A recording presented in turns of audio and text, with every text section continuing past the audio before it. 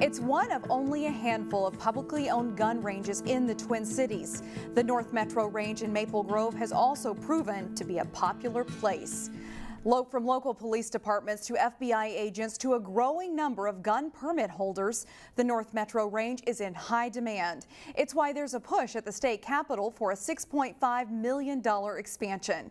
Thursday, city officials and members of local law enforcement testified on the need for the North Metro Range expansion. The city of Maple Grove owns the gun range, which is open to the public on Saturdays. But during the week, it's a place that local law enforcement regularly use for training. It's one of only 3 facilities like it in the metro area. The expansion specifically is there to build on some additional training space as well as some de-escalation training opportunities, which really, again, makes them better able to serve our communities well and remain safe while doing their job. I feel like expanding that, A, is efficient use of tax dollars because then other people aren't building their own. But secondly, it's a wonderful resource where people are then coming into our community and taking advantage of this wonderful training facility. And I think expanding it, I know there's a lot of interest in the public in having greater access to it. Senator Warren Limmer has authored a similar bill in the Senate. The North Metro Range is not alone in its request either. In another bill, Woodbury and Cottage Grove are also seeking money to build a facility in the East Metro. Brooklyn Park police are making a public plea to help locate a missing person. Robert Sparks was reported missing Monday evening. He has Asperger's syndrome, a disorder that makes social interaction difficult. But police say his absence is highly unusual. Sparks was last seen wearing an Elmer Fudd-style winter hat and glasses with an orange rubber band on the left side. He is 5'11" with a skinny build. Anyone who sees him should contact Brooklyn Park police. Brooklyn Park, meanwhile, is losing one of its drugstores. CVS announced it's closing its store on Brooklyn Boulevard. According to the Minneapolis-St. Paul Business Journal, it's one of 4 store closings for the pharmacy chain around the Twin Cities. CVS made changes to its business model in recent years. That includes a nearly $2 billion deal with Target to operate clinics inside Target stores. It's a busy week for Maple Grove restaurant news. 2 new ones will soon open up in the city. One of them, called Grill Hall Churrascaria, is a Brazilian steakhouse modeled after the popular Fogo de Chão concept in downtown Minneapolis. The new restaurant, located off Highway 169 in southeast Maple Grove, expects to be open by the end of April. Another new addition is an authentic Japanese ramen restaurant called Ichido Ramen. It has a few other locations around the Twin Cities. This location will be in Maple Grove's newest retail development, the Village at Arbor Lakes. That restaurant plans to open no later than the 1st of April. And that's not all. The city received an application for a Wahlburgers restaurant owned by Chef Paul Wahlberg and his more famous acting brothers. One location is already open at the Mall of America. The Golden Valley Historical Society is offering customers a sweet taste of history.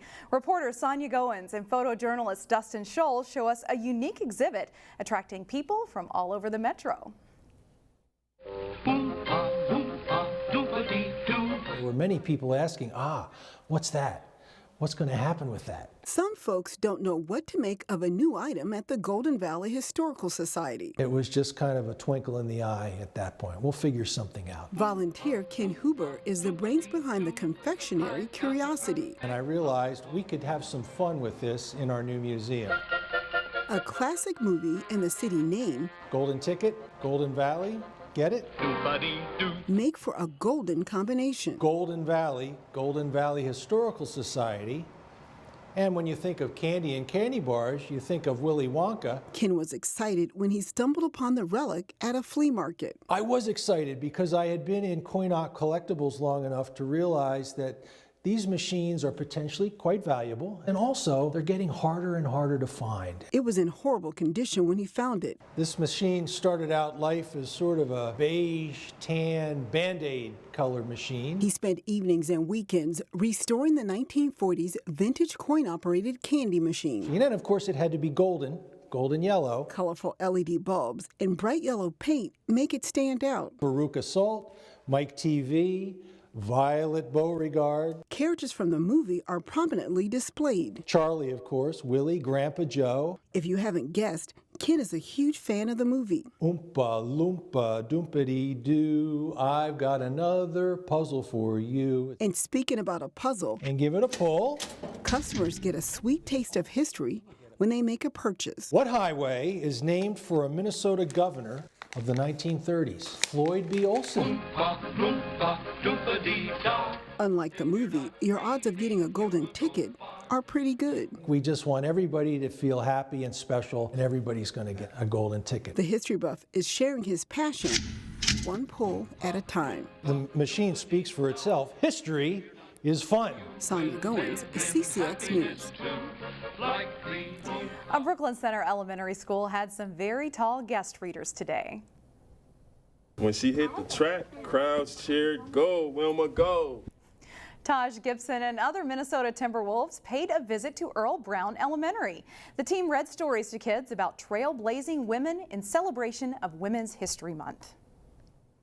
These kids really idolize some of the players and coaches, and so we set it up and they got to come in, and the kids were just so grateful. They really look up to us, so us coming back and, spending our quality time, with them, seeing the smiles that we put on their face, it's stuff like that, is life-changing, and for us to, come out here and do it, that's what, it's really about. And there is a special Timberwolves connection to Earl Brown Elementary School, too. One of the teachers, Miss Crawford, is the sister of head coach Ryan Saunders. And of course, you can see this story and more on our website, ccxmedia.org.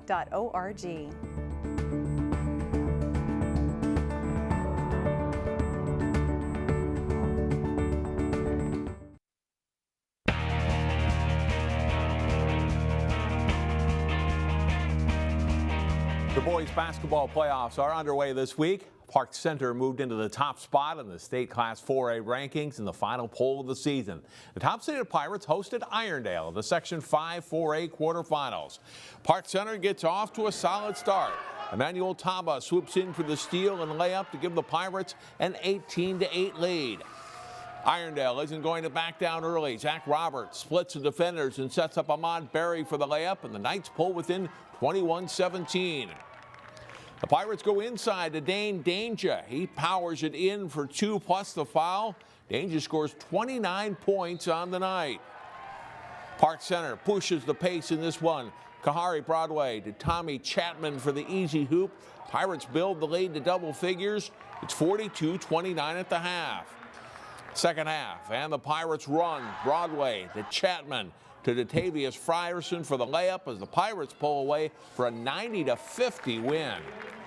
Champlin Park is the number 2 seed in the section. The Rebels played their final home game of the season Tuesday night when they took on Mounds at Champlin Park. First half, Rebels on the break. Bennett Otto to Alex John. He finishes with a big dunk. Otto zips a no-look pass to Francis Warcoria, and he gets the flush for Champlin Park here. Jacob Johnson hits a quick catch-and-shoot three-pointer. And then a short time later, Johnson hits from long distance again. He scores 12 points in the first half. The Rebels lead 25-17 at the break. Johnson and Jared Walter D up here. Johnson gets the loose ball and goes all the way for 2. Champlin Park starts the second half on a 10-0 run. Mounds View hangs around, though. John Montgomery hits the three-pointer, cutting the Rebels' lead to 9. Otto's shot is off here, but Jace Miller gets the big rebound and put back as the Rebels go on to win 52-35 to advance to the section semifinals. Also in Section 5 4A, 4th seed Osseo at home facing 5th seed Centennial. Tariq Henry lobs a pass. Deontay Ferguson with the lay-in, 2 of his 13 points. Great bounce pass from Cornell Richardson to Terrence Waits for the layup and foul.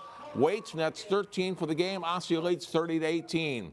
Late in the first half, Richardson drives and then a nice finish in the lane. Osseo takes a 40-24 lead into halftime.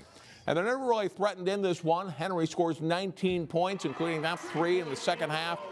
And Osseo goes on to win big over Centennial 77-58. In the semifinals Tuesday at Coon Rapids High School, Champlin Park meets Roseville at 5 o'clock, followed at 7 o'clock by Osseo and Park Center. Both of those games can be seen live on CCX1. The section final is next Friday at Rogers. While several local girls basketball teams are playing in section finals tonight, Thursday, one small school power from the area will fight for a spot in the state tournament on Friday. Heritage Christian Academy was dominant in their section semifinal win over Mayor Lutheran on Tuesday, beating the Crusaders 68-33, a team they beat by just 3 points back in November. Number 20, Taylor Scott, led the Eagles in scoring with 19 points that night. The team is on a roll with a 25-2 record. They'll be a big favorite to defeat Christ's Household of Faith in the 4A final and advance to state for a second straight season. Here's what two of the Eagles players had to say about playing in the section final and about their semifinal win over Mayor. We really emphasized going into the game coming out strong. There's been a couple games where we haven't jumped on them right away, and so we really wanted that to be a big emphasis of this game. And also, I think our defense, we made some really big stops. Getting there last year was just an amazing feeling, and the fact that we get that chance to do it again is so exciting, and we're going to work our butts off to get there. And we're just so excited for the opportunity to play at the section final again, yeah. The Section 4A girls basketball final is Friday at 5:45 at Anoka Ramsey Community College. We'll be showing that game to you Friday night at 10 o'clock here on CCX1 and online at ccxmedia.org. That's all for sports. More news in a moment.